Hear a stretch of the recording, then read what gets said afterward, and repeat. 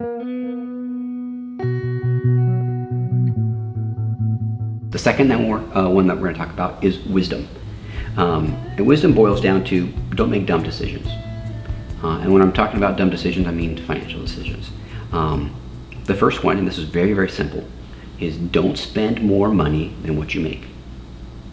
And that might seem like a duh things for you guys, because if you don't have the money in your pocket, you can't do it. But later on, when you're old enough to have credit cards and get loans, you have the ability to borrow more money than you currently have. And I'm going to talk to you about that later on. There's certain times where that is applicable, but for the most part, we're going to do everything we can never to spend more money than what you currently have and what you can currently afford. Another great book is called The Simple Path to Wealth by J.L. Collins. And he lists this in his 3 rules as one of the 3 rules, and if I remember right, it might even be the first rule, but one of the 3 rules of wealth. Don't spend more money than what you make. Avoid loans, credit cards, and stuff like that, because they allow for that mistake to happen. The second part of that is invest the extra. So we're saying here that if you don't spend more than what you make, and hopefully you're not spending exactly what you make, then you have a little bit extra left over, right? A little bit extra cash. Take that little bit extra cash and invest it. So those things are so important. Those 2 things that I just mentioned, even though we went over them very briefly, they're so important. There's a whole section on each one of those in the course that we're going to go through in the weeks to come. But we can almost sum up the course in those 2 things too. If you want to like bug out right now and take off, understand those 2 things. Don't spend more than what you make and invest the extra, if you remember anything about what we talked about. I also want to say a part of wisdom is strictly avoiding any unnecessary debt. That kind of goes hand in hand with what we're talking about here.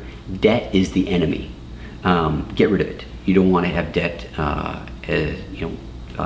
ever, if you can. And there are certain points when you're purchasing things like homes and cars where you can run into it, where it's kind of inevitable, but you want to avoid it as best you can. The other thing too that you're going to aim for is automatic frugality. Does everyone here understand what I mean by frugality? Frugality means, being frugal with your money, not spending it at all. Sacrifice and self-denial are going to be your default. You want to make that your default. And what I mean by sacrifice is giving up something of value now for something of a greater value later on. That's what generally sacrifice means. And so what that could be is your time. When you go to work, you're sacrificing your time at a job because you're trying to earn money to get to a particular thing. You're saving money right now and investing it because you know that's going to grow to a much larger amount of money over time. Sacrifice. So the way that looks in a day-to-day life is when you're going to purchase something. When you're looking at 2 items side by side, maybe one of them's the generic and one of them's the name brand. You buy the generic. You buy the generic because it saves you a little bit of money and it gets you closer towards that goal. That's money that you get to push towards something else, something more important. So ask yourself, is this purchase that I'm making right now, is it going to further me? Is it going to get me towards my goal? If it's a necessity, something like food, okay, great. But does it need to be eaten out? Can it be food bought from the grocery store? The other question that you ask is, do I need this? So many times in life we buy things we absolutely don't need. We buy them purely for pleasure. And I'm not saying, by the way, that you're forever frugal and you never get to buy anything that's ever fun and you never have any kind of enjoyment whatsoever. Of course you do. But what I'm saying is to be frugal until you don't have to be.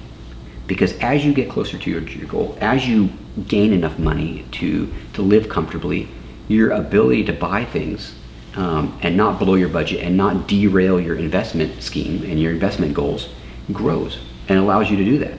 And so, yes, you can obviously have nice things in life.